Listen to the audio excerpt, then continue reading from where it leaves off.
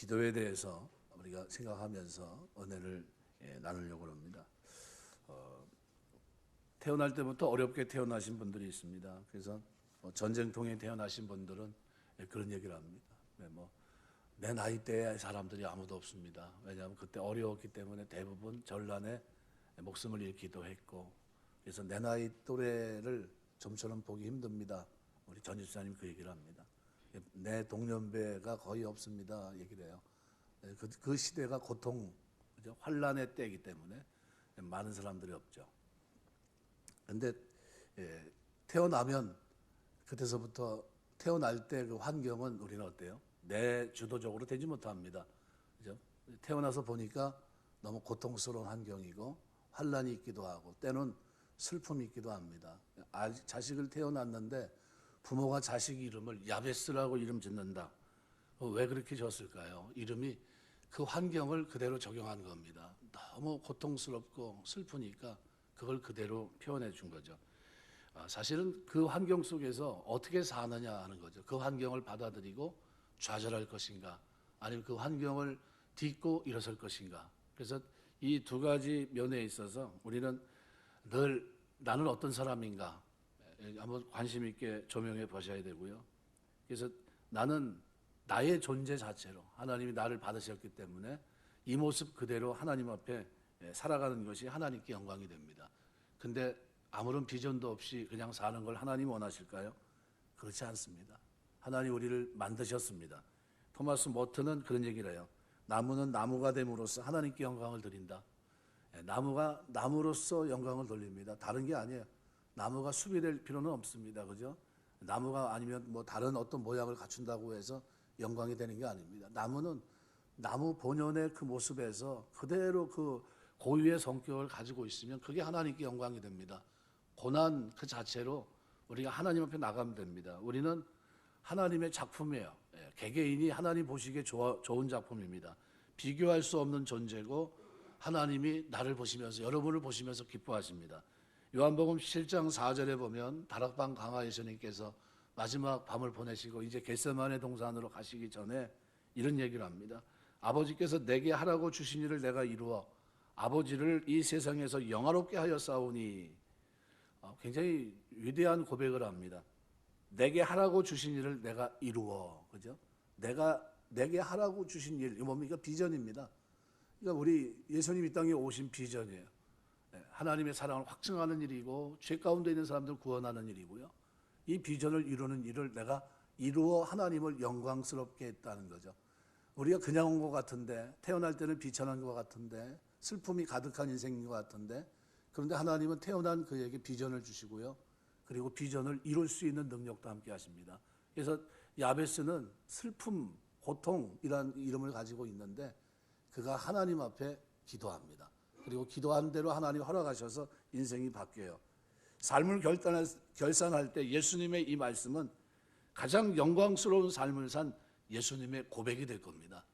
아버지께서 내게 하라고 나에게 하라고 주신 일을 내가 이루어 아버지를 이 세상에서 영화롭게 했습니다 라는 거죠. 오늘 랍비가 죽어서 하나님 앞에 갔는데 랍비가 하나님에 대해서 죄송합니다. 제가 이런 말을 좀 해야 되겠습니다. 저는 하나님 주신 모든 시간 속에서 민족 해방자 모세처럼 살지 못했고 예언자 엘리야처럼 살지도 못했습니다. 하나님 용서해 주십시오 이렇게 말을 드려요. 하나님이 그 랍비의 말을 듣고서 이렇게 대답했다고 합니다. 너는 모세처럼 엘리야처럼 살지 못한 것이 너의 잘못이 아니라 너 자신을 너답게 살지 못한 게 잘못이다. 그렇게 말씀하셨다고 합니다. 굉장히 의미가 있는 얘기입니다. 왜냐하면 우리 모두는 나름대로 자신의 아름다움이 있고 그리고 자신이 걸어가야 될 길이 있습니다. 그 아름다움에 감사하고 자신의 길을 갈 때 하나님께 영광을 돌립니다. 그 고난에서도 기도하셔야 되고요. 그걸 이겨나갈 수 있어야 됩니다. 아까도 내가 그 얘기를 했는데 피아노 여기 오르간이 있는데 멜로디언하고 비교하면 비교가 됩니까? 참 비교가 안 돼요. 왜? 멜로디언은 누구든지 어린아이도 다룰 수 있고 소리도 좀 이렇게 좀 약해 보이고 어딘가 좀 초라해 보이고 그럽니다. 그죠? 이 오르간하고 비교하면 가치도 그렇고 다양한 소리 음색을 내는 것도 그렇고 다양성도 그렇고 비교가 안 돼요. 비교하지 말아야 됩니다. 궁전과 오두막을 비교합니다. 비교가 됩니까? 비교 자체가 무색해요. 드레스와 티셔츠를 비교합니다. 만약 비교하면 비교하는 순간 한쪽은 너무나 슬퍼집니다. 그 의미를 잃어버려요. 근데 가만히 생각해 보면요, 멜로디언은 멜로디언의 음색에 있고요, 오두막은 오두막 나름대로의 추억이 그 속에 담겨 있고요, 티셔츠는 나름대로 자유스러운 멋을 지니고 있습니다. 우리가 살아가면서요, 때로는 나라고 하는 존재에 대해서 너무 비극적이기 때문에 슬퍼할 경우로 많습니다. 근데 그러지 말아야 된다는 거죠. 노아의 방주에 들어가는데 까마귀는 날라서 들어갔을 거고요, 웬만한 발로 기는 동물들은 기어서 들어갔을 거고요, 그죠? 날라서 들어가고 기어서 들어가고, 그죠? 웬만큼 걸어서 들어가고 다 됩니다. 근데 제일 늦게 들어갈 수 있는, 만약 곤충을 얘기하면 뭐가 있을까요? 곤충서부터 해가지고 나머지 쭉 보면 달팽이 같은 거는 어떻게 들어갔을까요? 우리 농사지면 민달팽이가 그냥 아주 극성을 부리지 않습니까? 배추 뒤에 붙어서 갉아먹고 뭐 이렇게 하는데 원래 어떻게 갔을까요? 아마 제일 늦게 들어갔을 확률이 대단히 높아요. 근데 그 존재 자체를 하나님은 어떻게 해요? 받으신 겁니다. 그죠? 유지하기 위해서 그들도 방주에 들어가는 거예요. 그러니까 자기의 보폭으로 자기의 최선을 가지고 방주에 들어가면 됩니다.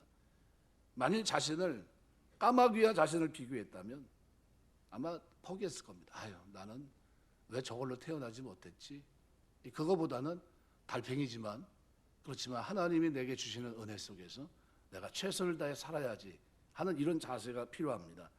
나는 나답게 비교하지 않은 존재의 이유를 가지고 살아갈 때 이 땅에서 자유롭고 행복한 삶을 살 수 있는 겁니다. 똑같은 세상을 살면서 나를 나답게 살 수 있는 최선의 길이 있는데, 그게 뭐냐면 하나님의 도움을 받으며 사는, 기도하는 길입니다.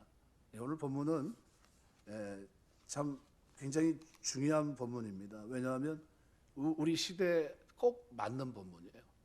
기도의 가치를 잃어버리고 있는 시대이기 때문에 그렇습니다.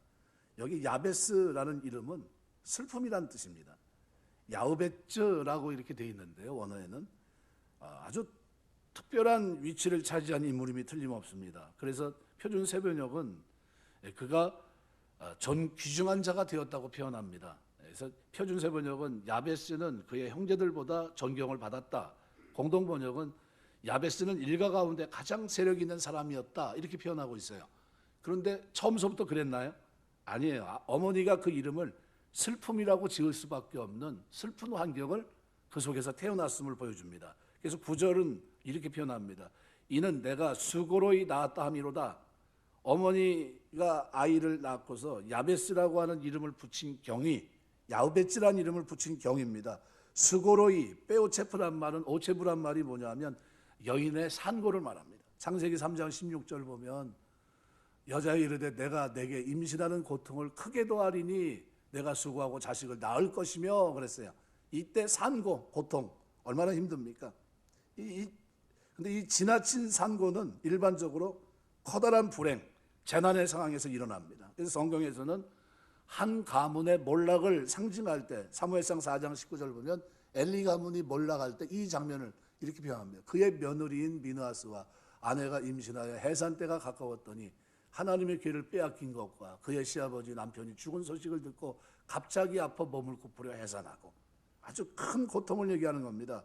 그런 의미로 본다면 야베스가 재난과 고통의 상황에서 태어났다는 것을 그 이름을 통해서 보여주고 있는 겁니다. 불행한 탄생이었습니다. 이 불행한 탄생을 보여주는 단어가 오체부, 스고로이라는 단어입니다. 야우베츠라는, 이 야베스라는 아들의 이름을 지었다는 것은 인물의 어두운 그림자, 그 시대의 슬픔을 그대로 담고 있는 겁니다. 그런데 상반절에서는 이 인물에 대해서 그 형제들 중에 가장 존경받는 자가 됐다고 표현하고 있어요. 그런 환경인데, 쉽게 말하면 이런 얘기입니다. 말제 아들로 태어났던 다윗 생각해 보세요. 아버지 기억 속에 다윗은 기름 붓는 자리에 있을 존재 자체가 없었어요. 양이나 지키면 되지, 그놈 뭐 그냥 광야에 있을 거고, 그놈은 그 영광스러운 자리에 초대합니까? 안 합니까? 안 합니다. 야, 너는 그냥 거기 있어라. 그 소식도 몰랐을지도 몰라요. 집에서 그런 일이 일어나고 있는지도 몰랐을 겁니다. 그 뭡니까? 그런데 그는 뭐 하는 사람이었어요? 기도하는 사람이었어요. 광야에서 하나님의 임재를 경험했던 사람이고요. 수금을 타면 악신이 떠나갈 정도로 누가 지나가면서도 사울의 측근들이 발견할 정도로 그런 사람이었습니다. 근데 이 오늘 본문의 야베스는요, 포로기 후대 이스라엘 백성들에게 매우 특별한 의미를 전달합니다. 왜냐하면 포로기의 고통을 표현하는데 사용하는 이 단어, 이 오체부라는 단어, 수고로이라는 단어, 이 오체부를 어근으로 해서 고통이란 뜻의 이름을 가진 야우베츠, 슬픔이란 뜻을 가진 야우베츠가 후에 누렸던 영광은 바벨론 유수를 뒤로한 포로기 후대 이스라엘 공동체의 최고의 회복의 소망을 가져다 주기 때문입니다. 그러니까 야베스는 탄생은 불행합니다. 그런데 성장한 후의 영광은 너무나 달라요. 이거를 지금 성경 기자가 비교하고 있는 겁니다. 포로기 후대 이스라엘 공동체가 10절에 기록되어 있는 야베스의 기도와 그의 삶의 태도를 모범으로 살면 야베스가 누린 것과 같은 영광을 그들도 누릴 수 있다, 이 얘기를 하고 있는 겁니다. 그의 출생은 슬픔이고 고통이었지만 그러나 그가 어떤 자가 됩니까? 귀중한 자가 된다는 거예요. 그래서 오늘 본문은 이렇게 표현합니다. 이르되 주께서 내게 복을 주시려거든. 이게 원문의 뜻은요, 아주 이 바라크라는 단어가 앞뒤로 되어 있습니다. 복을 주시려거든. 빠레 끝에 바라케니 이렇게 되어 있는데요. 이게 두 단어가, 그러니까 동일한 동사에서 유리한 부정사, 미완료형 동사가 함께 사용되는 경우는 강조예요. 굉장한 강조. 무슨 얘기냐면 이런 얘기입니다. 정령이 당신은 저를 꼭 축복해 주옵소서, 이런 뜻입니다. 그러니까 지금 야베스가 하나님 앞에 기도하는데 뭐라고 기도합니까? 내게 복을 주시려거든. 이 표현은 너무 약한 표현이에요. 이렇게 표현하는 게 아니라 어떻게 표현한다고요?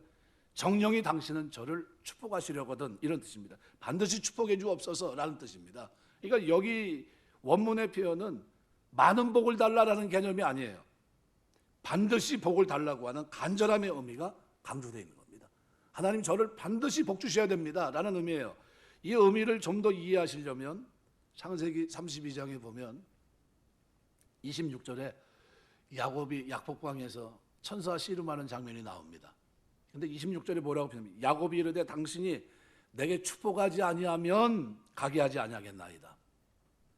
당신이 내게 축복을 어떻게 해요? 반드시 해야 돼요. 내게 축복하지 않으면 가게 하지 아니하겠나이다. 그리고 환도뼈가 위골되면서 나중에 어떻게 해요? 축복을 받습니다. 네 이름이 뭐냐? 저는 간사한 자, 발뒤꿈치를 잡는 야곱입니다. 네 이름을 이제는 야곱이라 하지 말고 네 이름을 뭐라고요? 이스라엘. 네가 하나님과 겨루어 이겼음이라 하면서 그를 축복합니다. 여러분, 이 야곱, 오늘 본문에 보면요, 누굴 빗대서 기도하고 있습니까? 오늘 이렇게 기도합니다. 10절에 보면 이스라엘 하나님께 아뢰어. 이스라엘이 누구라고요? 야곱이 약곱방에서 당신이 나를 축복하지 않으면 결코 당신을 놓지 않겠습니다 고백했던 이스라엘이에요. 축복을 받은 이스라엘 하나님께 아뢰고 있다는 거예요. 이스라엘 하나님. 야곱의 하나님께 아뢰는 것과 이스라엘 하나님께 아뢰는 건 뉘앙스가 틀립니다. 그죠? 이스라엘 하나님께 아뢰입니다. 이 얘기를 왜 드리냐면요, 시편 109편에도 말씀해 보시면은 다윗이 굉장히 어려운 중에 있었습니다. 그런데 그가 하나님 앞에 기도를 드려요. 그래서 자기는 이렇게 표현합니다. 109편 보면 1절부터 4절에 보면요, 이렇게 말해요. 내가 찬양하는 하나님이여 잠잠하지 마옵소서. 그들이 악한 입과 거짓된 입을 열어 나를 치며 속이는 혀로 내게 말하며 또 미워하는 말로 나를 두르고 까닭없이 나를 공격하였음이니이다. 나는 사랑하나 그들은 도리어 나를 대적하니 나는 기도할 뿐이라. 이렇게 돼 있어요. 나는 기도할 뿐이다 라고 이렇게 있는데 원어는 뭐라고 돼 있냐면 나는 기도이다, 이런 뜻이에요. 무슨 얘기냐면요, 나는 환경이 이렇게 안 좋은데 나는 원래부터 뭐 하는 사람이에요? 나는 내 정체성이 기도라는 거예요. 다윗을 제가 조명한 이유는요, 다윗은 말제아들이고 관심도 없는데 그는 광야에서 기도하는 사람이었어요. 그리고 기도하는 그를 하나님은 역사의 무대에 대비시킵니다. 그에게 기름을 붓고요, 그에게 언약을 주시고요, 그를 통해 하나님께서 영광을 받으세요. 뭐 하는 사람이요? 쉽게 보면 야베스와 비슷해요. 날 때부터 태어나서도 인정받지 못했던 인생을 살아갑니다. 그죠? 광야에서 그냥 양이나 치고 있겠지. 축복의 자리에 그런 대상이 아니에요. 그런데 어때요? 나중에는 그에게 기름을 붓고 있고요. 그가 이스라엘 왕이 되고요. 그를 통해 하나님은 영광을 받으십니다. 여러분, 우리가 하나님 앞에 기도하는 것의 중요성을 얘기한다면 오늘 기도의 자세가 중요하다는 것을 인식하셔야 됩니다. 어떤 분이 기도하는데 하나님 복 주시면 좋고 아니면 말고, 이게 아니에요. 여기 지금 기도의 자세는 뭡니까? 이스라엘 하나님이 누구에게? 야곱에게 복을 준 것처럼 나에게도 반드시 복을 주셔야 됩니다. 이런 의미예요.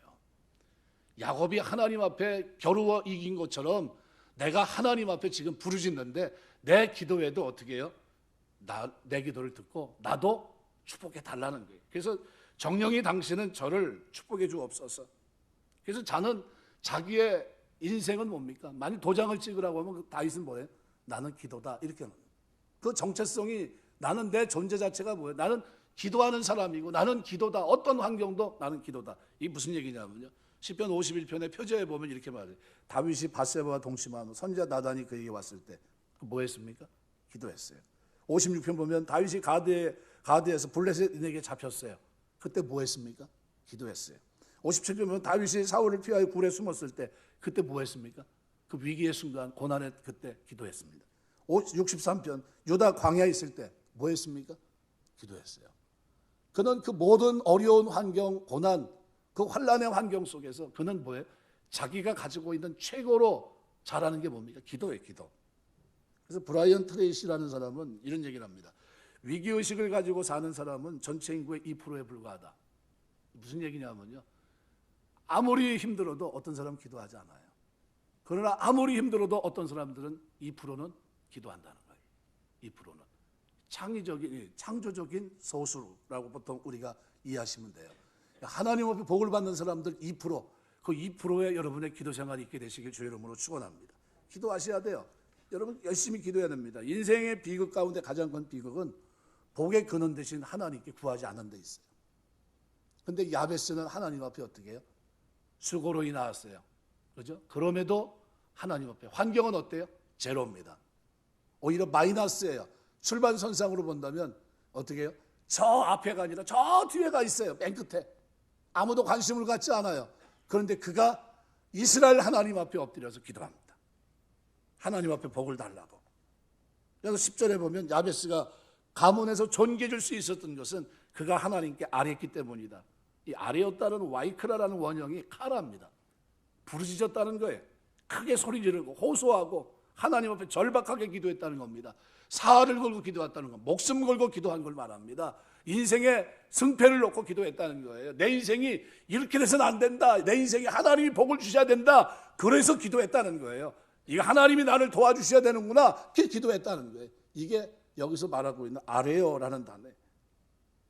간절하고도 절박하게 하나님께 기도했습니다. 하나님을 이스라엘 이 표현을 통해서 그 야곱이 하나님 앞에 이스라엘 그죠? 씨름에서 이긴 그 축복의 그 선택, 하나님의 은혜 속에 기도로 승리한 그 이름을 가지고 하나님 앞에 엎드려 기도합니다. 사실 이스라엘이라는 이름은 하나님과 언약 관계 속에 있음을 강조한 표현입니다. 사무엘하 7장 26절 말씀대로. 그러니까 이스라엘이 야베스와 같이 간절하게 하나님을 찾을 경우 그분이 반드시 응답하실 것임을 보여주기 위한 표현입니다. 이것은 나에게 대한 얘기뿐만 아니라 그 시대를 살고 있는 슬픔과 고통 속에 비탄에 빠져 있는 사람들에게 기도하라는 거예요. 하나님 앞에 부르짖으라는 겁니다. 하나님이 도와준다는 거예요. 언약을 붙잡고 그 하나님의 신실하심을 붙잡고 기도하라는 겁니다. 그가 처음 기도했던 게 뭐예요? 하나님 나에게 정령 복을 주셔야 됩니다 라는 거예요.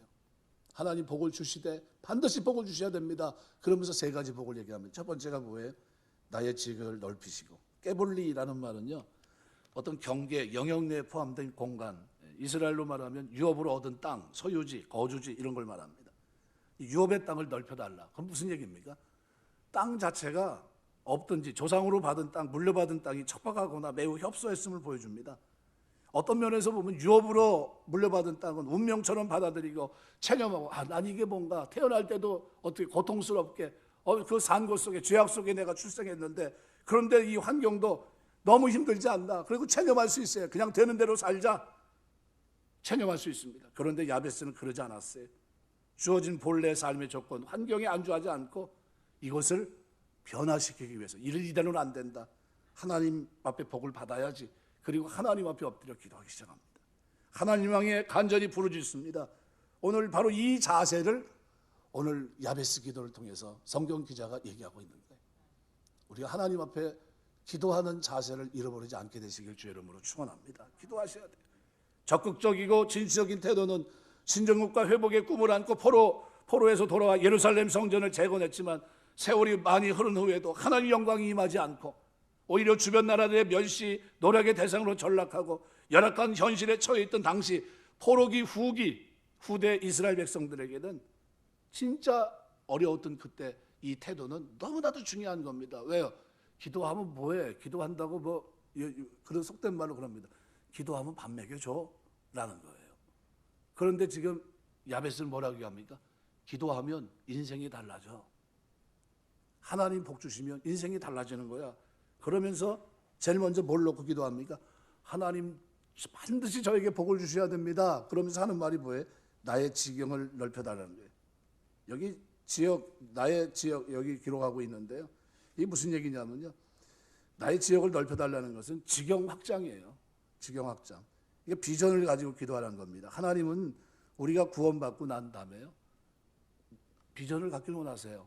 왜냐하면요. 일관된 겁니다. 일관된. 구약, 신약 공통이 그냥 똑같이 하나님은 우리가 그냥 대충 살기 원하지 않으세요. 환경 속에서 딛고 일어나기 원하십니다. 예. 그래서 어려운 사람이 예수 믿고 그 환경을 딛고 일어나면서 하나님이 함께 하시면서 하나님이 찬양하는 그 모습을 하나님 기대하시는 겁니다. 여호수아가 가나안 정탐했을 때 여호수아 갈렙이 정탐하고 돌아와서 이스라엘 백성들에게 보고했을 때 난리가 났어요. 울고 불고 통곡하고 하나님 원망하고 그 사람들 다 어떻게 됐습니까? 40년 동안 장례식이 벌어지고 광야에서 다 죽었어요. 다음 세대가 여호수아 갈렙과 들어가는데 근데 40년 동안 하나님은 그들에게 믿음을 정진시키기 위해서 뭘 어떻게 합니까? 옷이 헤어지지 않고 신발이 떨어지지 않게 하시고 만나와 메추라고 밤에는 불기둥으로 낮에는 구름기둥으로 그들과 함께 하십니다. 어디서요? 광야에서. 내가 너와 함께하고 있다. 내 손으로 너희들과 함께하고 있다. 사람이 떡으로만 사는 게 아니라 하나님의 입으로 나오는 말씀으로 사는 거다. 그거를 가르칩니다. 40년간 몸으로 배워 체득한 겁니다. 그리고 어떻게 해요? 여호수아 갈렙을 통해서 가나안을 향해 나가게 하십니다. 광야에 살았지만 그의 마음은 어디가 있습니까? 하나님이 약속으로 주신 그 가나안 땅에 가 있습니다. 약속의 땅에 대한 확신으로 가득합니다. 이 비전은 평범한 사람을 비범한 사람으로 만드는 거예요. 내가 비범한 게 아니라 하나님이 비전을 주시면 그때서부터 우리가 비범해 줍니다. 예수님의 제자들이 훌륭한 영적 지도자가 된 것도 뭐 때문에 그렇게 됐습니까? 예수님의 주신 비전을 받아들였기 때문이에요. 여러분 어떤 비전을 그들이 받아들입니까? 너희가 성령을 받으면 권능을 받고 예루살렘과 온 유대와 사마리아 땅 끝까지로 내 복음의 증인이 되리라. 비전을 받아요. 오늘 야베스가 수고, 고통, 슬픔 이 고통 속에서 그가 어머니가 출산했지만 그가 비범한 인물이 된 것은 비전을 품고 하나님 앞에 기도했기 때문이에요. 하나님 저 이대로는 안 됩니다. 하나님이 저에게 반드시 복을 주셔야 되고요. 제 지경을 넓혀주셔야 됩니다. 그걸 놓고 기도했다는 겁니다. 어떻게 해요? 부르짖었다는 거예요. 여기 지경 확장을 위해서 우리가 비전을 가지고 여러분 기도하시기 주의 이름으로 축원합니다. 사업도 마찬가지고요. 자녀들을 위해서도요. 하나님 우리 자녀들이 주 안에서 아름다운 비전을 가지고 달려갈 수 있도록 도와주옵소서. 기도하셔야 돼요. 스위스 의사면서 작가였던 폴 투르니에가 2000년도에 쓴 책이 있어요. 상실과 고통 너머라고 하는 책인데 지금은 품절이 돼서 없습니다. 아무리 중고 서적을 뒤져봐도 나오질 않더라고요. 이 책의 내용이 뭐냐면요. 고아가 세상을 지배한다는 주제예요. 고아가 어떻게 세상을 지배합니까? 아무도 돌아보는 사람이 없는데. 근데 이 폴 투르니에는 그 책에서 역사를 움직이고 영향을 끼친 대부분의 지도자들이 고아거나 어린 시절 고통 속에 보냈다는 것을 증명합니다. 그걸 써나가요. 그러면서 고통에 대해 창조적으로 반응한 사람들이다. 그 결과 그들은 훌륭한 지도자가 됐다. 그 책을 하고 있어요. 혹시 이렇게 아마존 같은 데 보셔가지고 한번 이건 자녀들이 한 번씩 보면 좋아요. 이런 책들은. 근데 지금 뭐 재판되지 않으니까 볼 수가 없는데 내용은 그런 내용입니다. 한번 볼 수 있으면 한번 보시면 좋아요. 고통을 통해서 비전을 가지게 됐다는 거. 내가 이대로는 안 되지. 우리 옛날에 제가 이제 여러 사람 이제 목사님들 가운데 그런 분이 있더라고요. 병점 상동교회 박영식 목사를 제가 이제 감리교 감독이에요. 근데 이제 저하고도 이제 경목을 하면서 이제 알게 돼서 이렇게 이제 그래서 왔다 갔다 하면서 차도 한 잔씩 마시고 식사도 하고 뭐 그런 이제 관계가 되는데 이제 만났는데 그럽니다. 목사님 나 시골 출신이에요. 저 섬 출신입니다. 눈 뜨면요 하늘에 별이 반짝반짝 빛나는 데 있었고요. 가만 놔뒀으면요 저기서 내가 예수 안 믿었으면 아마 지금도 거기서 있었을 겁니다. 그래요. 그런데 내가 예수 믿고 비전을 가지고 이 땅에 이렇게 돼서 지금 목사가 됐고요. 지금 이렇게 삽니다. 그 얘기를 해요. 예수 안 믿었으면 지금 어디 있다고요? 섬에서 물고기 잡고 있었을 겁니다. 그 얘기 하시더라고요. 근데 예수 믿고 하나님이 나에게 비전을 주셔서 이제는 영혼을 삼는 이와 같은 구원하는 그 일에 자기가 쓰임받게 됐다. 그러면서 그 하나님 은혜 찬송하는 그 얘기를 하더라고요. 하나님 만나면요 비전이 이제 생깁니다. 지경 확장에 대한 비전이 생겨요. 아브라함이 나그네로 하나님의 부름을 따라 갈 바를 알지 못하고 나갈 때 하나님은 그에게 비전을 주십니다. 내가 너로 열국의 아비가 되게 하리라. 내 아내를 열국의 어미가 되게 하리라. 근데 그 비전이 거기서 그치질 않아요. 창세기 13장 보면 조카 롯과 이제는 어떻게 종들이 싸웁니다. 자꾸 싸워요. 뭐 때문에요? 너무 그 목축하면서 그게 너무 늘어났어요. 재산이 늘어난 겁니다. 물 먹이는 게 서로 먼저 먹이고 싶은데 그것 때문에 다툼이 일어나요. 그러니까 얘기를 합니다. 조카 롯에게 요단들을 보면서 네가 우하면 내가 좌하고 네가 좌하면 내가 우하겠다. 아주 소돔 같고 고모라 같은 그 땅, 피역한 그 땅을 그가 택해서 갑니다. 얼마나 낙심이 되겠어요. 데리고 온 조카가 그냥 잘 돼서 나가긴 나가지만 그저 때를 몰고서 나가는데 어떻게 해요? 그냥 봐도 눈이 좋은 흔한 그곳으로 갑니다. 그때 마음이 어떻게 했어요? 그냥 마음이 좀 불편할 수 있었을 겁니다. 근데 그날 창세기 13장에 보면요 14절 15절에 보면 이렇게 얘기합니다. 롯이 아브라함을 떠난 후에 여호와께서 아브라함에게 이르되 너는 눈을 들어 너 있는 곳에서 북쪽과 남쪽 그리고 동쪽과 서쪽을 바라보라. 보이는 곳을 보이는 땅을 내가 너와 내 자손이 주리니 영원히 이르리라. 보이는 땅을 너와 내 자손에게 주고 영원히 이르게 하겠다. 뭡니까? 비전을 주신 거예요. 깜짝 놀랄 만한 비전을 주십니다. 그럼 아브라함에게만 그런 얘기를 했을까요? 여호수아에게도 똑같은 얘기를 합니다. 그래서 여호수아서 보면 1장 1절 2절 4절 보면 이런 얘기합니다. 여호와의 종 모세가 죽은 후에 여호와께서 모세의 수종자 눈의 아들 여호수아에게 말씀해 이르시되 내 종 모세가 죽었으니 이제 너는 이 모든 백성과 더불어 일어나 이 요단을 건너 내가 그들 곧 이스라엘 자손에게 주는 그 땅으로 가라. 4절에 보면 이럽니다. 얼마나 하는 그 땅을 주십니까? 광야와 이 레바논에서부터 큰 강 곧 유브라데 강까지 해쪽 속의 온 땅과 또 해지는 데 쪽 대해까지 너희의 영토가 되리라. 누가 하나님이 비전을 주시는 겁니다. 여호수아에게 요단을 건너가라. 내가 주는 땅은 여기서부터 여기까지다 하면서 어떻게 해요? 비전을 주십니다. 여러분 우리가 성령 충만 받으면요 예수 믿고 구원받고 하나님의 자녀고 믿음으로 은혜로 구원받고 나면요 우리에게 하나님은 비전을 주십니다. 여러분 환경은 여러분 이름대로 어떻게 해요? 슬픔이지만 고통이지만 그렇지만 수고로이 태어났지만 죄악 가운데 어려울 수밖에 없지만 그러나 하나님께 부르짖는 사람들에게는 하나님이 어떤 자세로 부르짖어요? 하나님 당신이 나에게 반드시 복 주셔야 됩니다. 이런 태도를 가지고 지경 확장을 위해서 기도하는 사람들에게는 하나님이 어떻게 복을 주신다는 거예요. 그래서 성령 충만 받으면 지경 확장의 꿈을 꾸게 됩니다. 예수님은 부활 승천하시면서 제자들에게 복음의 지경을 말씀합니다. 예루살렘과 온 유대와 사마리아 땅끝까지로 내 복음의 증인이 되리라. 이 비전을 위해 성령 충만을 받으라고 명하셨고 제자들은 성령 충만 받고 복음 지경의 확장을 위해 달려가는데 전에는 두려웠던 사람들이 도망다니고 숨어있던 사람들이 이제는 어떻게 해요? 그 복음의 비전에 합당한 자로 매를 맞아도 그죠? 합당한 자로 여기며 나갑니다. 사도행전 1장 8절. 그러니까 우리가 현실에 안주하지 말고 미래 지경 확장에 대한 비전을 품고 기도하는 여러분 되시길 주의 이름으로 축원합니다. 바울은 달려가는 동안에요. 빌립보 3장 12절 14절 보시면 이렇게 얘기합니다. 내가 이미 얻었다함도 아니 온전히 이루었다함도 아니라 오직 내가 그리스도 예수께 잡힌 바 된 그것을 잡으려고 달려가노라.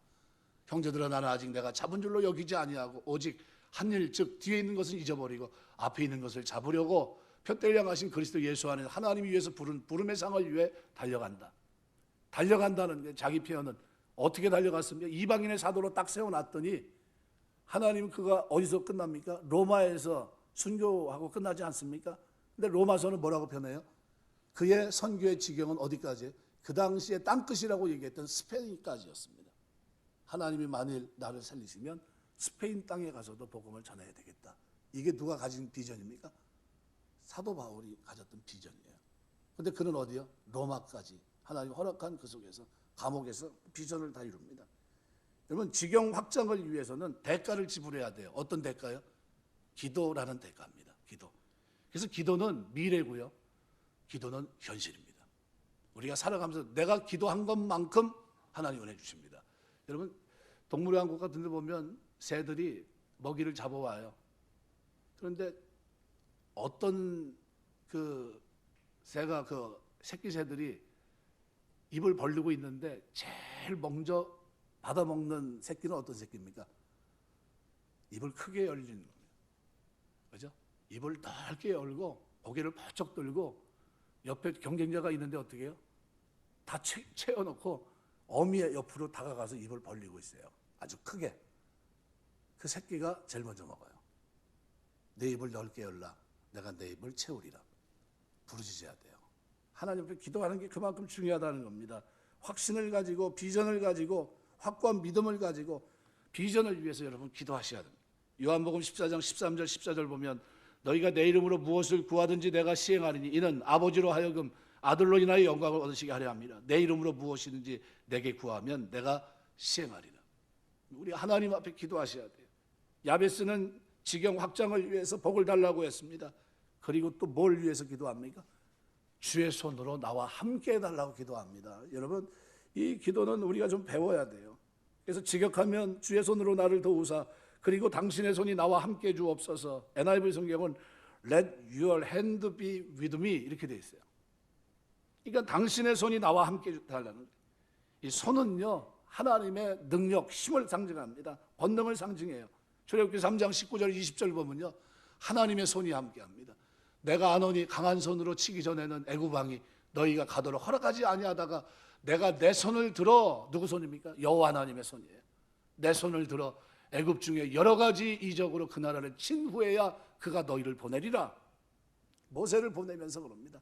여러 가지 이적이 나타나고 내 손으로 여러 가지 이적이 나타나게 된 후에야 보내줄 거다. 하나님의 능력이 자신의 삶 가운데 구체적으로 임하기를 간구해야 돼요. 오늘 야베스는 하나님 앞에 기도하면서 뭐라고? 당신의 손이 나와 함께하여 주옵소서 기도했어요. 우리가 살아가면서 기도할 제목이 뭡니까? 바로 이 기도를 드려야 돼요. 하나님 내가 살아가는 동안 하나님 나의 지경을 넓혀주시고 당신의 손이 나와 함께하옵소서. 하나님 당신의 손이 나와 함께하면 어떻게 됩니까? 능력의 손, 권능의 팔이 나와 함께하면 이 세상 승리하는 거예요. 느헤미야 2장 8절 18절에 보면요 왕의 살림 감독 아삽에게 조서를 내리사 그가 성전에 속한 영문의 문과 성곽과 내가 들어갈 집을 위하여 들보로 쓸 재물을 내게 주옵소서 주게 하옵소서 하매 누가 도와줍니까? 내 하나님의 선한 손이 나를 도우심으로 왕이 허락하고 누가 도와줬다고요? 하나님의 선한 손이. 우리가 살아가는 동안 하나님의 선한 손이 저와 여러분을 돕게 되시길 주의 이름으로 축원합니다.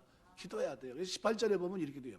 또 그들에게 하나님의 선한 손이 나를 도우신 일과 왕이 내게 이런 말씀을 전하였더니 그들의 말이 일어나 건축하자 하고 모두 힘을 내어 이 선한 일을 하려 하며 그래서 건축에 주저있던 사람들이 어떻게 하나님의 손이 나를 도와서 이렇게 됐다 그랬더니 하나님의 손이 도우셨군요.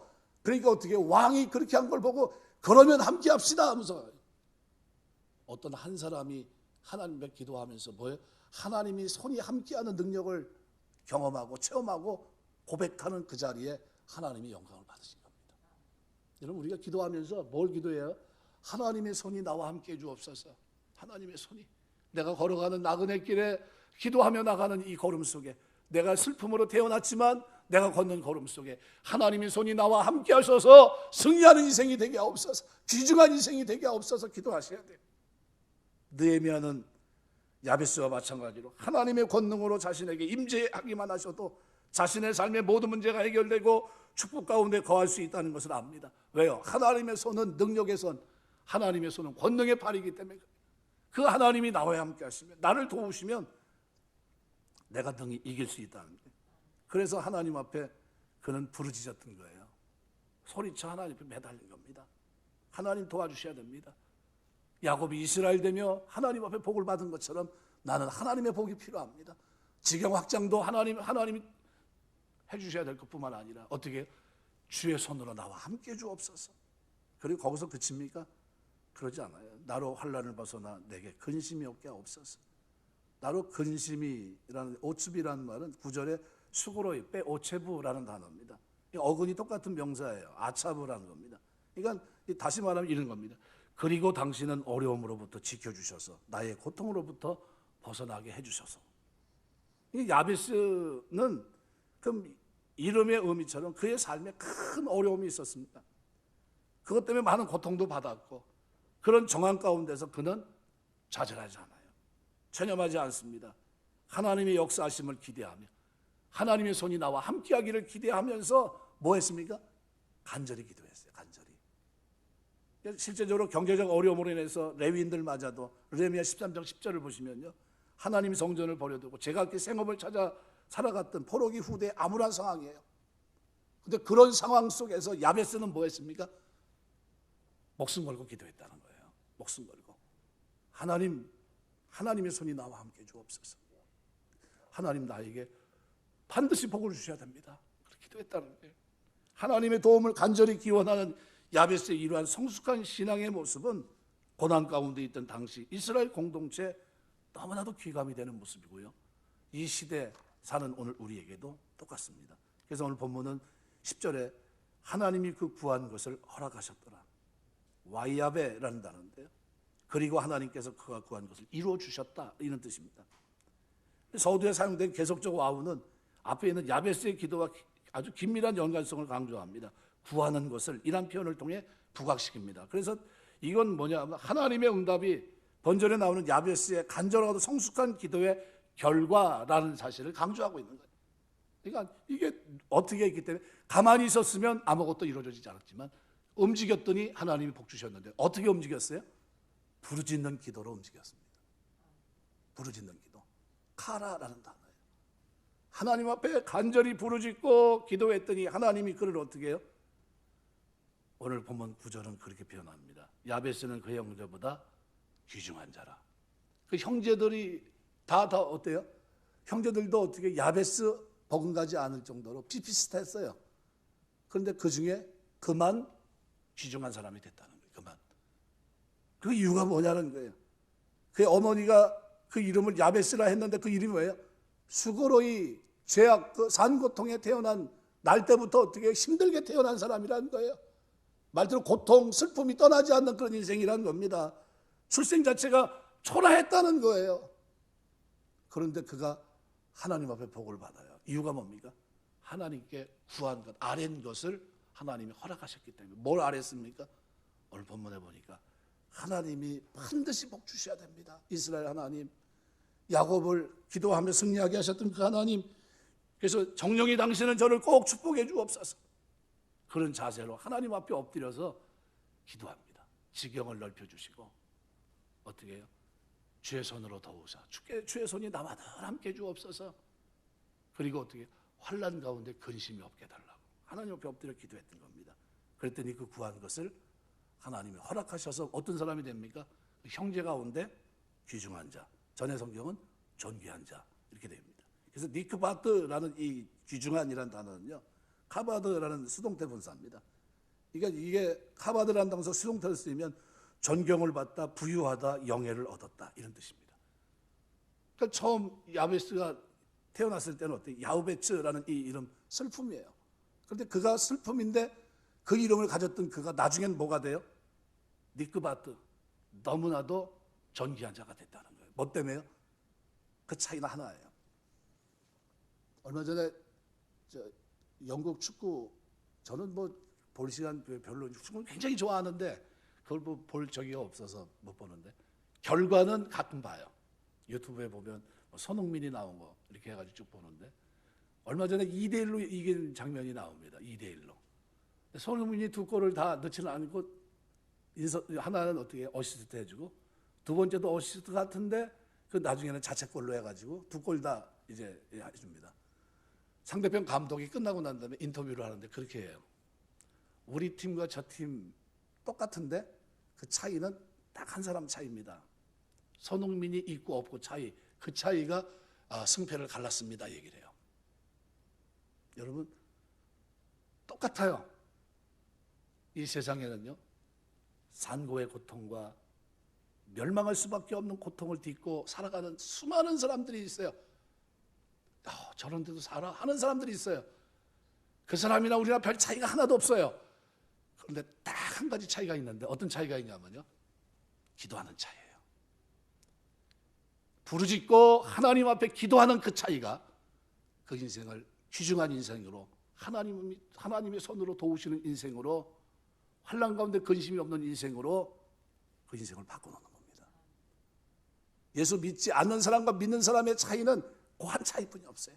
똑같아요.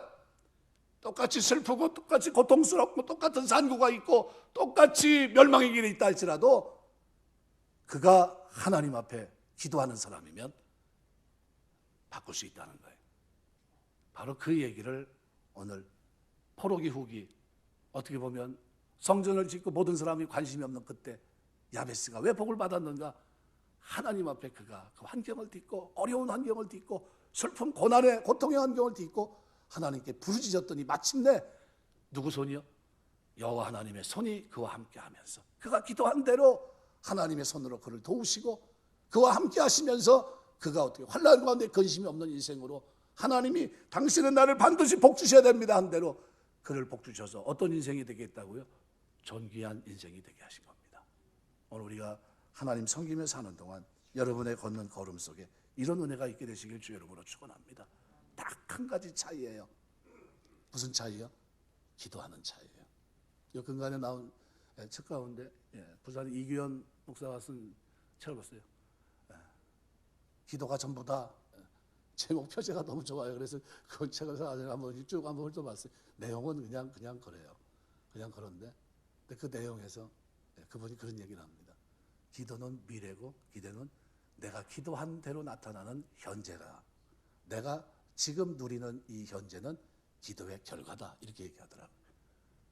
그 책은 그거 한 가지 얘기하고 있더라고요. 여러분은 어떻습니까? 여러분이 기도에 대해서 여러분 어떻게 생각하실지 모르겠어요.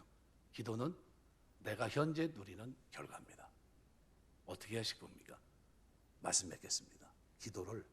기도의 자리로 나가야 돼요. 아무도 뭐라고 해도 누가 뭐라고 해도 나는 하나님 앞에 다윗의 호가 뭡니까?